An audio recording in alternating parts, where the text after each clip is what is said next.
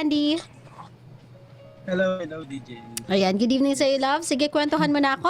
Anong maipaglilingkod ko po kay Andy at napatawag po sa usapang LDR? Well, ilalapit ko lang yung isang girl na for almost 10 years ay chine-chase ko siya. Well, chase or meron kaming mutual understanding within those years naman eh. Mhm. So, it suddenly lang talaga na hindi maging kami officially. Dahil? So, marami kasing conflict eh. Parents, well, nag-start yun ng mga estudyante pa kami. So then, times goes by, nagkaroon lang talaga ng mga misunderstanding kasi nag-umpisa kami mga immature eh, mga bata. Then, yun nga, nagkaroon kami ng both work. Then, hindi rin talaga naging okay during those times. Then, after niya makagraduate, nag-work siya medyo malayo from here sa Manila. Mhm. So, syempre ako, wala akong magawa. Hindi ko siya mapuntahan kasi iniiwas niya rin yung sarili. Then, I decided to work abroad then. Nag-work ako abroad 2 years for almost 2 years. Then, during those years, nagkaroon kami ng chance na magkausap kami. Mhm. So parang nagkaroon ako ulit ng pag-asa na baka ito na yon kasi first wala nang problema eh, di ba? We're both finished the studies and we're both working so nagkaroon ako ng hope na baka maging kami officially din. Suddenly siguro months before ako umuwi bigla na lang siyang nagbago ulit. Well, ganun siya for almost 5 years. Pag ganun siya, hindi niya alam kung gusto niya ba talaga ako o hindi. Then, paparamdam siya, then mawawala siya for certain years, 13 months. Then, bigla siya paparamdam ulit. Then, ako naman to, si Tanga. Siya yun eh. Kumbaga, matagal ko siyang hilakad, matagal ko siyang pinasabi nga. So, every time nagpaparamdam siya, siyempre, parang ito ako. I'm ready to entertain her again. So, yun. Then, na-stop yun, nagkaroon ako ng girlfriend 2018. Nagkaroon ako ng girlfriend. Officially, Mhm. after 10 years, after almost 8 years ko na binigay yung attention dun sa girl na nagkaroon ako ng girlfriend. So, syempre, yung attention ko nandun na sa girlfriend kong bago. Sa reason kong girlfriend. Then, alam mo yun, huli kasi namin usap ni girl is 2014. As in yung personal na usap, yung talagang harapan. So, nagkita kami sa reunion naming magkakaibigan. So, expect ko nandun siya kasi nagsabi yung mga tropa ko na pupunta si girl. So, okay, no problem. Actually, kasama ko yung present girlfriend ko nung pupunta yung girl. Tinanong ko muna yung current girlfriend ko that time na okay lang ba mag-stay tayo? Kasi sinasuggest ko dun sa current girlfriend ko na pag dumating si girl, alis na tayo. Kasi syempre kailangan namin umiwas dahil ako hindi pa ako okay that time. Hindi ko rin sure kung ano yung mangyari. So, suddenly, biglang dumating yung girl nang hindi kami nakaalis. So, actually, smooth naman yung event. Masaya naman kami magkakaibigan. Then, actually, it's my fault. Kasi after that event, I texted the girl. I texted her. Sabi ko sa kanya, can we meet? Can we talk? Kung okay lang. Then, she replied na yes. So, alam ko mali yung ginawa ko kasi may girlfriend ako that time. So, yan, nag-usap kami ni girl. nagkaroon kami ng mga reconciliation, nagkaroon kami ng mga understanding. Lahat ng what ifs ko for 5 years, nasagot siya. Lahat ng what ifs ko. So, ang hirap. Ang hirap sa sitwasyon namin, sa sitwasyon ko, kung ano yung gagawin ko. Kung mag-i-stay ba ako doon sa current girlfriend ko na binigay lahat, I mean, yung attention, the time, the love, binigay niya, hindi siya nagkulang. Kaysa dun sa girl na matagal ko na siyang hinahangad, na matagal ko siya nang chine-chase, na nandito na sa harapan ko na wala na kaming problema. So, nahihirapan ako that time. Actually, naging cold ako dun sa current girlfriend ko. After that conversation with the girl. So, after 3 weeks ata nakipag-usap ako sa current girlfriend ko na wag na natin tong ituloy kasi parehas tayong masasaktan. Una, hindi mo makukuha yung taong mahal mo at ako rin. Hindi ko makukuha yung taong tunay kong mahal. So, well, nasaktan ko yung current girlfriend ko that time. It breaks my heart na nakita siyang umiiyak. So, isip-isip ko kasi kung itutuloy namin kung ano mang meron kami yung relasyon namin, hindi siya mag-work ng ganun ka-smooth. Kasi meron akong feelings back in my heart na gusto kong makasama yung girl na matagal ko nang gustong makasama. Hindi ko sinabi dun sa girl na nag-break na kami ng current girlfriend ko. Siguro mga 2 months nung nag-chat sa ulit, nung nagkausap kami ulit. Then sinabi ng girl na, ba't mo pa ako chinachat? Doon ka sa girlfriend mo. Kasi alam niyang may girlfriend mo. So, doon ko na lang sinabi na matagal na kaming wala. Pero, hindi ko sinabi sa'yo kasi hindi naman ako yung tipo ng lalaki na, uy, balik na kami, pwede na kita ulit ligaw. Hindi ganon. So, it takes time lang bago ko sa kanya nasabi. Talagang hinintay kong tanungin niya. So, after nun, hindi na nagparamdam si girl. Lahat ng uri ng communication na pwede ko siyang makausap. Binilak niya ako. So, FB, IG, Messenger, as in lahat. Name it lahat. Text. Binilak niya ako. So, well, hindi ako nagsisisi sa decision na ginawa ko na nakipag-break ako dun sa current girlfriend ko. Kasi nga lang, wala eh. Yun lang, sinashare ko lang na sa bawat decision mo sa buhay, whether it's positive or negative yung outcome, kailangan mong panindigan. Oo, nakasakit ka kasi may pinili ka na isang bagay na hindi mo sigurado. Sumugal ka sa bagay na hindi mo alam kung ano yung patutunguhan, ano magiging resulta. Pero hindi mo na pwedeng ibalik yung mga bagay na nagawa mo na. Nakasakit ka na ng tao. Pero at the end of the day, ikaw rin yung nasaktan. Kasi yung ginawa mong desisyon, hindi pala. Well, hindi ko rin alam kasi I don't know, hanggang ngayon hindi pa nagre-response yung girl. Ewan ko, we have a promise date na magkikita kami, na pupuntahan ko siya dun sa place niya.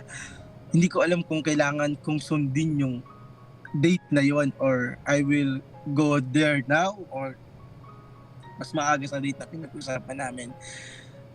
Medyo confused ako kung ano yung gagawin ko. So, yun lang muna. Yun lang yung masishare ko as of now. So you called my show to share? Ha? You called my show to share? Yes. I thought I was clear when I asked you kung tumawag dahil may problema. I was asking what will I do now? Kasi sabi mo, yun lang yung may share ko. What will I do now? Wala kasing question sa dulo eh. Kaya sorry ha. Yun. Love, ganito it's been how many years na kasi back and forth kayo nito ni girl eh. to and Yes, from, right. mga ganon. So, parang, kasi, I don't see the point why can't you just, ask each other na, are we going to do this? Am I gonna court you? Are you going to make us an item? Kasi kung ang laro ninyo ay habulin mo ko, hahabulin kita, pag hinabol mo ko, tatakbo ko, pag hinabol kita, tatakbo ka, yung mga ganon. Kung ganon kasi yung gagawin ninyo, hindi pa kayo nalalayo sa pagka-immature nyo before. Nothing has changed. You guys are the same immature kind of lovers you were back then. Walang nagbago sa inyo. Kasi if I were you, I'm just going to ask the question plain and simple. I wanna court you. I don't want to make this one too complicated anymore. I don't want to wait for you to reply ng after 3-5 months or worse, 1-2-3 years. So I'm just gonna ask you here and now. So we can end this if we are going to end this. I want to court you because I like you. I love you. I am single and I think you are single as well. So what do you say? Do we try this? Would you let me court you? But this time around, if you'll answer no, or if you'll answer no, hindi ko pa kaya, or marami pa akong things na kailangang ayusin, this is going to be it. We are going to stop the chasing for 5 long years or more years pa doon. We're gonna stop it right now. Kasi we are no longer kids. Kung merong problema, we can just talk about it and somehow settle it in a mature way. Like may problema sa pamilya mo, it's okay. I'm a man. I can prove myself to your family. Kaya ko naman makisama. Kaya kong sumuyo. I can do that. If courting you would mean I have to court your family too, no problem. Kasi I've been wanting you for so many years eh. Ano lang naman yung mag-e-effort ako para sa'yo at para sa pamilya mo. E di maganda no, na meron akong finally chance to prove myself and to somehow show you what I can do and what I'm made of. Kung meron man problema sa status ninyo, edi yun. I cannot be with you kasi I do have a boyfriend now. Then bakit pa tayo nag-uusap? Ba't pa tayo nagkakaroon ng mga conversations, pakiramdaman? Kung papasok ka din pala sa isang relasyon. Kung may bala ka palang pumasok sa isang relasyon noon, ba't di mo ko naalala? Ba't di mo ko binigyan ng chance? Diba? There are certain things, Andy, that you guys can simply just talk about. I don't see the point kung bakit kayo nagpapakiramdaman at naghihintayan. For me, for the lack of better term, Andy, it's stupid eh. It's not romantic, it's stupid. Wasting how many years? Chasing someone with the same number, apparently. Diba? Parang, kung meron kayong gustong sabihin sa isa't isa, ba't hindi na lang sabihin? Ba't kailangan pang magpabebehan? Katulad ni ate, pabebe. Ba't mo ka chinachat? Talaga ba? Hanggang ngayon, tanga pa din? Ilang taon na? Wala pa rin idea? Ganyan ka, bobo? Diba? Don't state something that's already obvious. Te, obvious ba? Kung ako yan, kung ako ikaw, Andy, baka sinagot ko na obvious ba, te? Gusto kita eh. Ganun ba tayo ka naive? Ganun ka manhead? O gusto sinasabi pa diretso, o yan na, gusto kita. Ano, palag? Alam mo yun? Kung gusto mo usapang kanto, yun yung sabihin mo, ano, palag-palag, ganyan. Wala, ekis, na? O diba? Eh di para tapos. Kasi Andy, ganito, no, you guys are not getting any younger. Yes. And this game of yours has dragged on for so many years already. And it has affected so many people already. You even caused someone pain because of her. Because of this whole I'll chase you thing of you guys. So, di ba, when will this one ever end? Kailan to matatapos? Meron pa kayong mga pangapangakong lugar at panahon ng pagtatagpo. Diyos ko Lord. Ano ba akala nyo sinusulat ng writer yung storya ng dalawa? Tapos ano yan, limit nyo ba yan sa isa't isa? Yan ba yung dulo ng rope, ng pisik nyo para sa isa't isa? Kasi kung yan yung dulo ng decision ninyo, then take it as your cue. Kung if you'll stay or you'll go completely. Let go completely. Dito sa relationship na to or this, kung ano mang tawag nyo dito sa ugnayang meron kayo. Kung yan na yung end of the line for the both of you guys, kung yan na yung sabihin na natin end of the promo, kung validation period ang pinag-uusapan natin, at least 'di ba meron kayong some date to look forward to para makapag-desisyon na kayong pareho if you're gonna give it a go or hindi na talaga. Pero kung ako sa inyo, Andy, kung ako lang, even if maabot nyo yung promo period nyo, I'll say no to whatever this one is. Why? Kasi if you really love each other and you are sure so long ago na siya talaga yung mahal mo, why did you let all those years go by? Bakit nyo hinayaang lumagpas yung mga taon na yon? Ba't hinayaan ninyong may iba pa kayong nakapareha? Ba't hinayaan nyo pa na magkaroon ng mga bagay na namamagitan sa inyong dalawa? If you are very sure that you've been in love with the same person for all these years, there will be no valid reason as to why you guys can't be together You wanna know why? Because you haven't talked about it. None of you had ever had the strength to discuss what is happening between the two of you. Anong problema? Anong namamagitan? Can we fix it? Can we at least try? None of you had the courage to do it. So why would you go for something na prinulong nyo yung agony ng isa't isa for so long and none of you had the courage to actually choose it? Choose to fall in love with each other. Choose to be in a relationship with each other. Ibig sabihin lang yan, sa taon na nakalipas sa inyong dalawa, hindi nyo nakita yung isa't isa as deserving dun sa risk na yon. Hindi nyo nakita yung isa't isa na karapat dapat sugalan. Ganun nyo tinignan yung isa't isa for so many years. You wanted each other, pero not enough to take the risk. Ginusto nyo yung isa't isa, pero hindi sapat para sumugal kayo sa isa't isa. That was the feeling for so long. Okay, thank you. Oo. Love kasi minsan hindi lang enough na ginusto mo lang.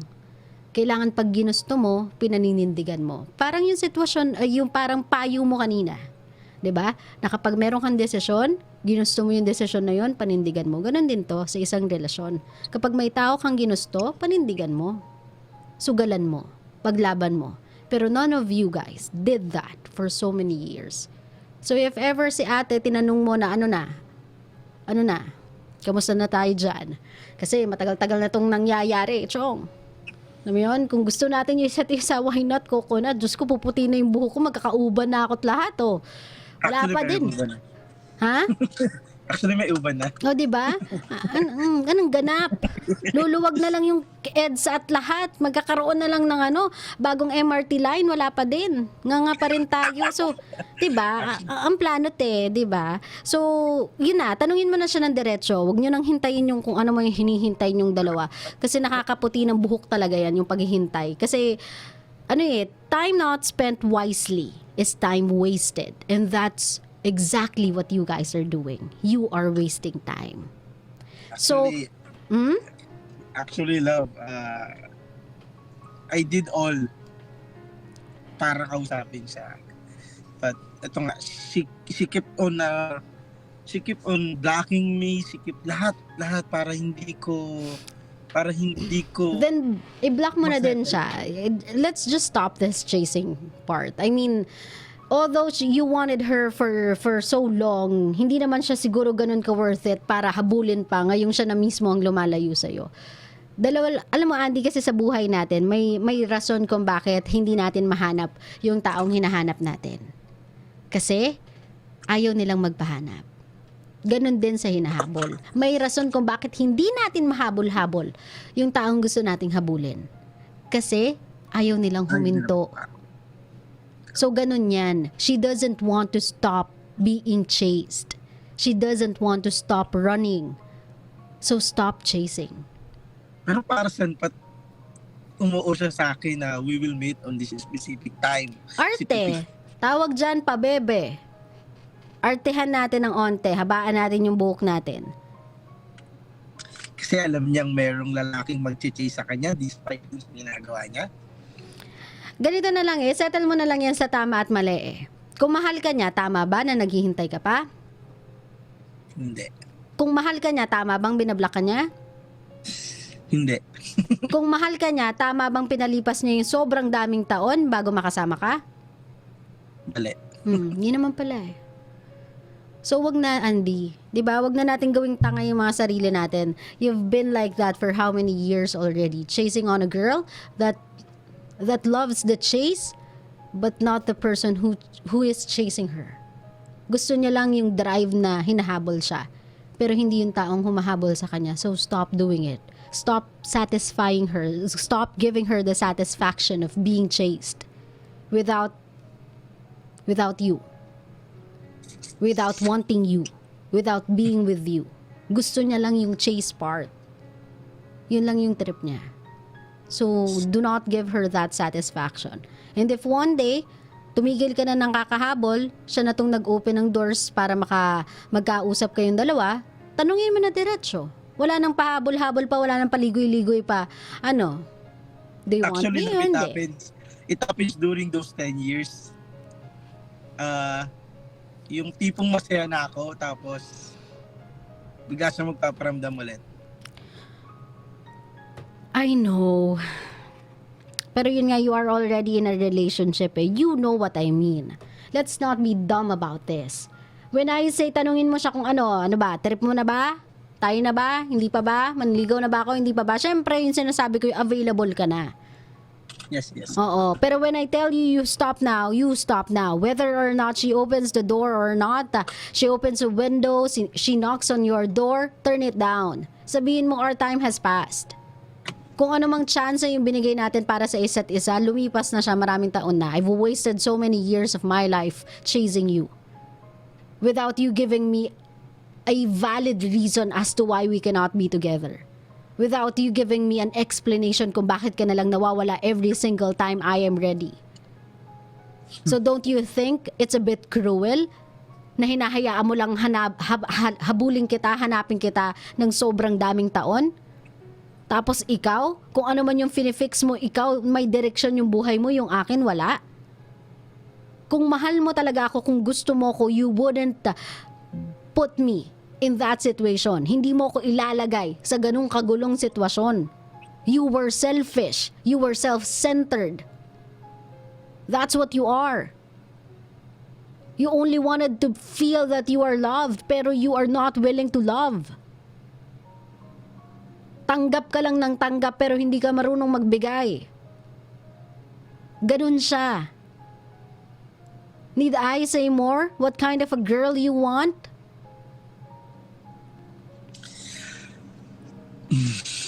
So Andy, kung meron kang gustong sabihin dito sa babaeng tong pabebe, nuknukan ng kapabebehan, anong gusto mo sabihin dito sa babaeng to? Ganda eh. Actually, nasabi ko na sa kanya lahat, pero sana, yun nga, sana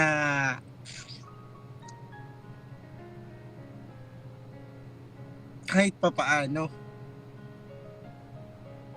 maramdaman mo naman na for all these years, since 2009, never akong nag-back out ng feelings sa'yo. Alam mo yan, ginawa ko lahat.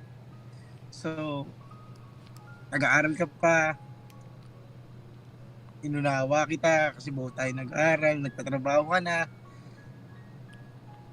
inunawa kita, nagka-boyfriend ka.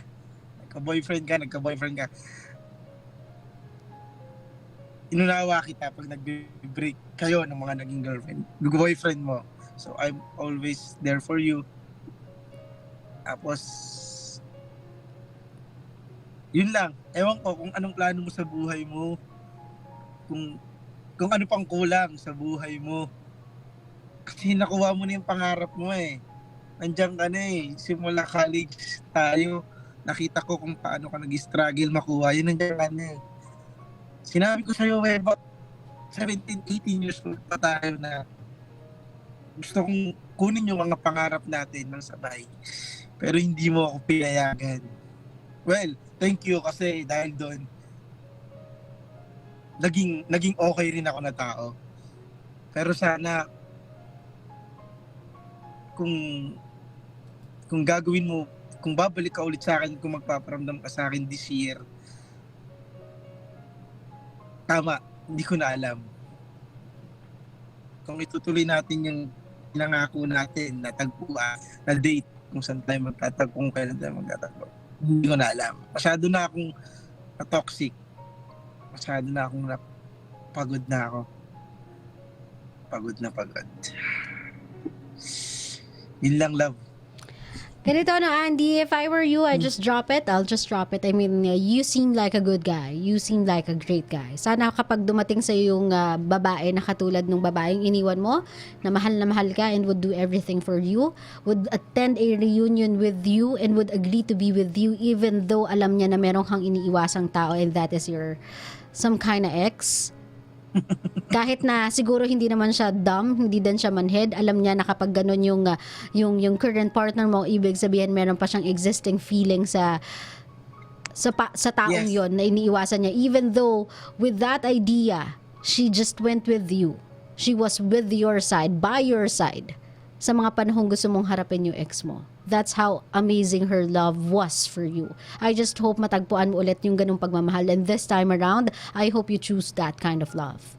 Sana piliin mo naman yung ganung klaseng pagmamahal, kasi that's the kind of love that's worthy sa ginagawa mo ngayon. Kasi that girl that you are trying to court for so many years now isn't really worth it for what you have to offer. So sana one day makita mo na kung ano yung ibinibigay mo sa babaeng yan, merong isang babae dyan out there waiting for the same kind of love and is willing to give you the same kind of love. Okay? Thank you. Maraming salamat for calling my show, Andy, and ingat ka lagi. Thank you. Kabisyo, sabihin nyo lang kung gusto nyong magpakamartir. Kung gusto nyong patayuan kayo ng rebulto sa labas. I get it. Na gusto nyo yung taong yon at every time na malapit na kayo dun sa point na makukuha nyo na siya, you don't wanna give up. It's like gambling, guys. Alam nyo yung pagkakasino? Yung nanalo ka na, yet you wanted more? Or kunyari, natalo ka, gusto mong bumawi, so tataya ka uli, natalo ka na naman, babawiin mo yung natalo na naman sa'yo, hanggang sa walang-wala nang matira sa'yo. This is exactly it. You keep on chasing this person, and every time you are near that person, this person decides on moving away from you. Itinatiming niya to. It is intentional. That girl will be a hypocrite kapag sinabi niyang hindi to intentional, nagkakataon lang to. Nek-nek mo te. Yang gusto mo, pabain ko yun ng plies. Pag nagkita tayo. Nakakainis pa, bebe. O diba? Kung ayaw mo, kung hindi talaga kaya, wag nang ipilit, wag nang pahabol, wag nang paganda. O diba, te? Kasi naapektuhan yung buhay ng tao. Alam mo namang he's been in love with you for 10 years. O diba? Napaka buplax mo naman kung di mo yun nararamdaman sa 10 taon. Ikaw ba naman, di ba? Willing pa rin siya makita ka after 10 years sa same tagpuan na may pangako kayo, di ba? Very, very naive ka doon. If sasabihin mong, hindi ko naman alam eh. Hindi ko naman nakalang hintayin. Talaga ba? Talaga ba? Wag ako, te. Wag ako.